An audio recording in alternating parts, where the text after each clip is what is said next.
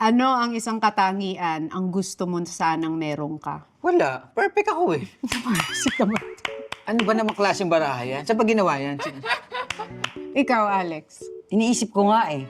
Perfect din kasi ako.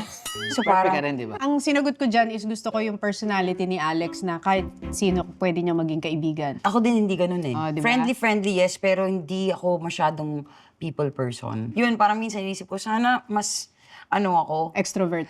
extrovert, pero honestly, ayaw ko rin naman talaga. Ikaw, anong vert ka? Birthday. Ano ka nga, ano nga ang gusto mong katangian mo na... Sana marunong siyang humindi. Ako sumagot. really? Yeah, People sana. pleaser. Hindi, Sumobra. Hindi, kasi ko parang uto-uto. Hindi Ay, ano ba? naman, hindi naman siguro. Parang ano lang siya, yan nga, mas people pleaser siya. So, oo siya kahit hindi siya happy. Hoy, maganda yun. Yung karakteristik na yun na sana marunong akong mag-turn down ng tao. Lalo na pag hindi ko gusto. Yes.